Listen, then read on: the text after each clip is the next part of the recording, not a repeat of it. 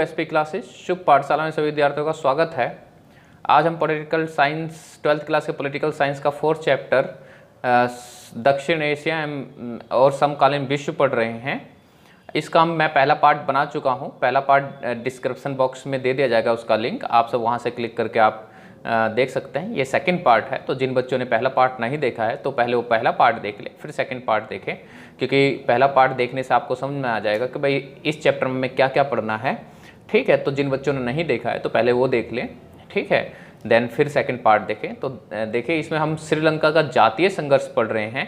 तो देखिए, स्टार्ट करते हैं। श्रीलंका का जातीय संघर्ष क्या है। तो श्रीलंका जो है 1948 में स्वतंत्रता प्राप्त करता है और अपने आप को लोकतंत्र देश घोषित कर देता है। तो शुरू से यहाँ पर लोकतंत्र है। तो यहाँ पर लोकतंत्र के लिए जद्दोजहद नहीं चल रही है, लोकतंत्र के संघर्ष नहीं चल रहा है, इनका कुछ अलग ही संघर्ष है जिसको जातीय संघर्ष कहा गया है। तो देखिए यहाँ पर क्या है कि यहाँ पर श्रीलंका में राजनीति बहुसंख्यक सिंगली समुदाय के हितों की नुमाइंदगी है। तो वहाँ पर क्या है कि भाई एक सिंगली समुदाय है जो उसके मूल निवासी कहलाते हैं, तो उनको सिंगली समुदाय कहा जाता है। और वहाँ की जो राजनीति है, ठीक है, या वहाँ की जो सरकार है वो सिंगली समुदाय के हितों को ज़्यादा ध्यान देती है। ठीक है, और श्रीलंका का मुख्य चुनौती जातीय संघर्ष है। अब ये जातीय संघर्ष किसके बीच में है, तो देखिए जो श्रीलंका है, अगर देखोगे तो हमारे जो बिल्कुल नीचे भारत जो है तमिल वगैरह उसके बिल्कुल पास है। तो जो श्रीलंका है उसमें तमिल भी रहते हैं।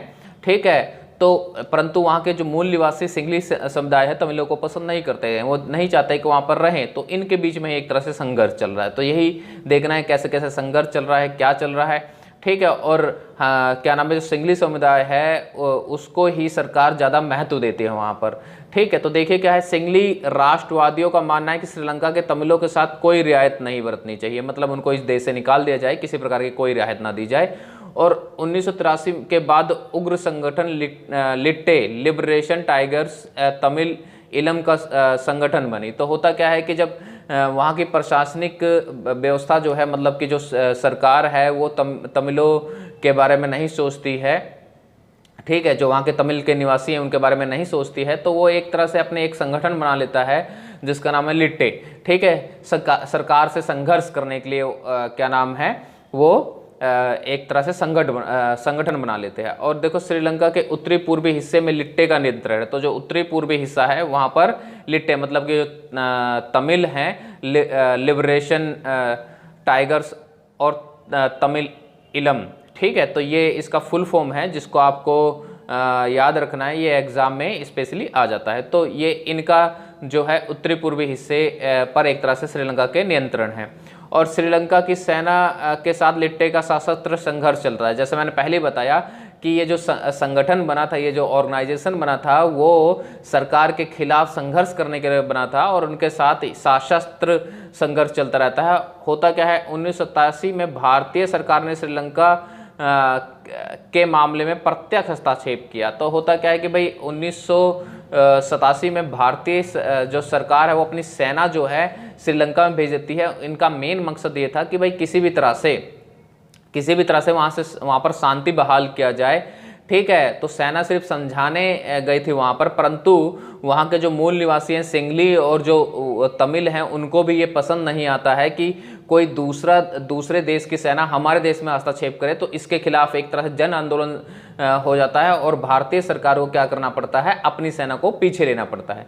और 2009 में लिट्टे को ख़त्म कर दिया जाता है। ठीक है, 2009 में लिट्टे जो है समाप्त हो जाता है। नॉर्वे और आयरलैंड की मध्यस्थता कर शांति बहाल किया जाता है। तो इन दो देशों ने लिट्टे और वहाँ की सरकार के बीच मध्यस्थता करके वहाँ पर शांति की स्थापना की है। तो इस तरह से अभी जो है कह सकते हो कि लिट्टे को समाप्त कर दिया गया है। और जो संघर्ष चल रहा है, हम ये तो नहीं कहेंगे पूर्णतः खत्म हो गया है, परंतु पहले की तुलना में कुछ ना कुछ वहाँ पर शांति व्यवस्था है।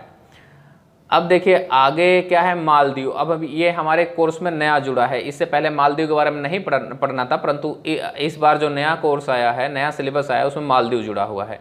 तो देखिए, मालदीव लगभग 300 वर्ग किलोमीटर का में फैला क्षेत्र सम्मिलित है। तो ये बहुत ही छोटा देश है। आप सब मैप में भी देखोगे तो मालदीव बहुत छोटा सा ही देश है और इसमें 1192 टापू हैं। ठीक है। तो 1192 टापू है और जो इसकी राजधानी है उसका नाम माले है और ये सबसे बड़ा शहर है। ठीक है। इसकी कुल आबादी देखिए क्या है, 3,41,356 इसकी कुल आबादी है।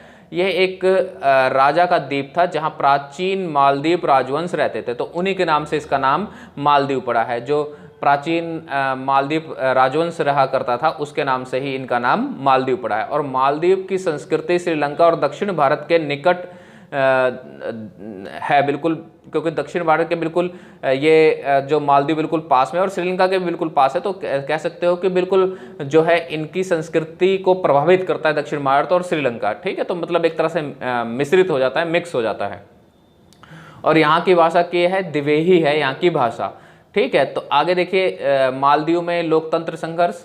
ठीक है। 1968 में क्या होता है, मालदीव स्वतंत्र था और एक संतुलन हुआ करता था, और 1968 में मालदीव गणतंत्र बना और शासन की अध्याशात्मक प्रणाली, फिर से वही कि भाई क्या नाम है, अध्याशात्मक प्रणाली का मतलब कि एक तरह से राष्ट्रपति शासन। ठीक है। और यहाँ पर अपनाई गई थी। और 2005 में मालदीव की संसद में बहुदलीय प्रणाली को अपनाने के पक्ष में एक मत में मतदान हुआ। तो ये हुआ कि भाई अब बहुदलीय प्रणाली अपनाया जाएगा 2005 में, और इसके लिए मत दिया गया। और ये हुआ कि उसमें ये जीत भी होती है कि नहीं, अब यहाँ पर लोकतांत्रिक प्रणाली अपनाई जाएगी। ठीक है। ज़्यादातर वोट जो है लोकतांत्रिक प्रणाली के ही फेवर में जाते हैं। ठीक है। तो जो वहाँ की संसद थी वो सहमत थी कि लोकतांत्रिक प्रणाली वहाँ पर अपनाई जाए। और मालदीपन डेमोक्रेटिक पार्टी का देश की राजनीति के मामले में प्रभुत्व हो जाता है। ठीक है। तो ये पार्टी का नाम है। और 2005 के चुनाव के पश्चात मालदीपन में लोकतंत्र मजबूत होता है। तो मालदीप में लोकतंत्र मजबूत हो जाता है 2005 में, क्योंकि इस चुनाव में विपक्षी दलों को कानूनी मान्यता दे दी गई और मालदीव में लोकतंत्र अपने अस्तित्व के लिए संघर्ष कर रहा है।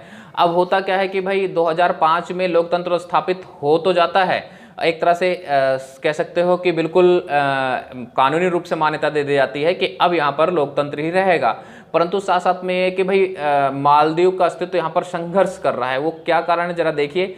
2013 के में चुने गए राष्ट्रपति यमीन ने सभी विपक्षी दलों को दबाने की कोशिश की, तो एक तरह से कह सकते हो विपक्षी दलों को समाप्त करने की कोशिश कर दी। तो इस तरह से क्या है कि मालदीव जो है अभी भी लोकतंत्र के लिए संघर्ष कर रहा है। वहाँ पर जो 2013 में वहाँ के राष्ट्रपति बने थे यमीन, उन्होंने जितने विपक्षी दल थे उनको धीरे धीरे समाप्त कर दिया, और जो बचे हैं उनके को समाप्त करने की बिल्कुल कागार पे थे। तो इस तरह से 2005 में जो लोकतांत्रिक व्यवस्था था उसका कोई महत्व नहीं रह गया। ठीक है। बेशक से कानूनी रूप से मान्यता दे दी गई थी, परंतु कानूनी रूप से मान्यता देने के बावजूद भी क्या नाम है, वहाँ के विपक्षी दलों को धीरे धीरे समाप्त कर दिया गया। तो इसलिए कहा जाता है कि भाई मालदीव में लोकतंत्र जो है वो अभी भी संघर्ष कर रहा है, अभी भी पूर्णतः लोकतंत्र प्राप्त नहीं हुआ है। तो बस ये चैप्टर इतना ही था। तो आज के लिए इतना ही। Thank you.